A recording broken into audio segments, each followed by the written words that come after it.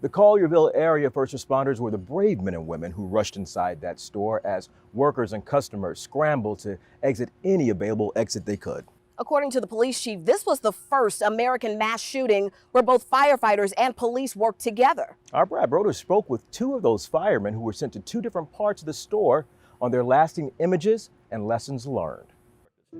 On the afternoon of September 23, 2021, an ordinary day changed for Collierville firefighters Skylar Hunt and Daniel LaPlante when they heard about a disturbance at the Kroger on New Byhalia Road.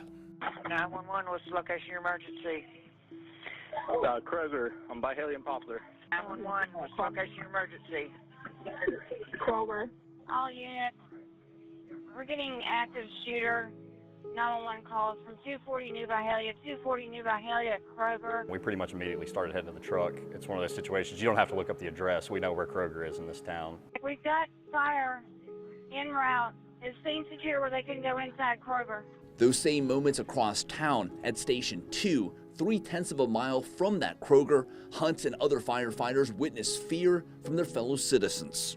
We hear people screaming, running into the bay of the fire station, and just yelled, they're shooting, and first thing I thought was, that can't happen in Collierville. But those doubts were dashed as the firefighters arrived at the most intense and significant crime scene in the town's more than 200-year history. As soon as we got there, there was a gentleman shot in the parking lot. First responders found more than a dozen people shot and didn't know if the active shooter acted alone or still firing.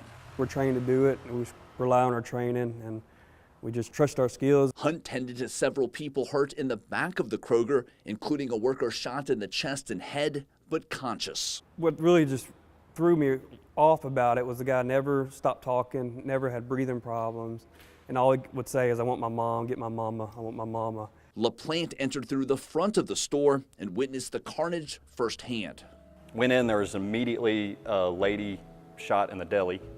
We went over to her, and about the time we got to her, another crew was coming in behind us. So we left her with them, and we started clearing down the front aisle of the store. The firefighters prioritized the more seriously hurt victims first and benefited by the extra ambulances arriving from other Memphis area agencies. We were able to stop bleeding, start IVs on people, get them loaded and get them out quickly. So the care got to those individuals much faster than it would have.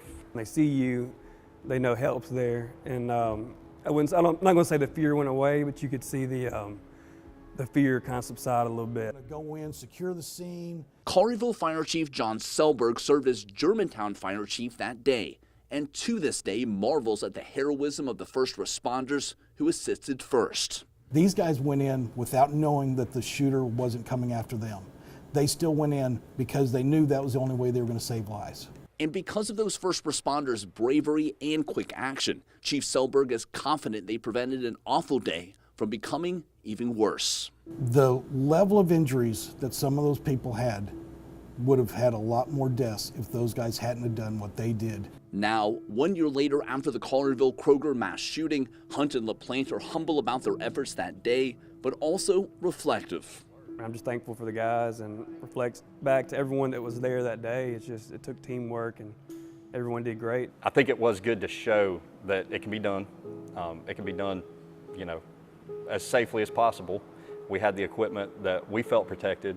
The work of Collierville firefighters last September continues to be studied and used as a model of how to quickly respond but also calmly carry out treatment to mass shooting victims. Next month, the department will present its findings and lessons learned to a Tennessee Fire Chiefs Association meeting in East Tennessee. In Collierville, I'm Brad Broders.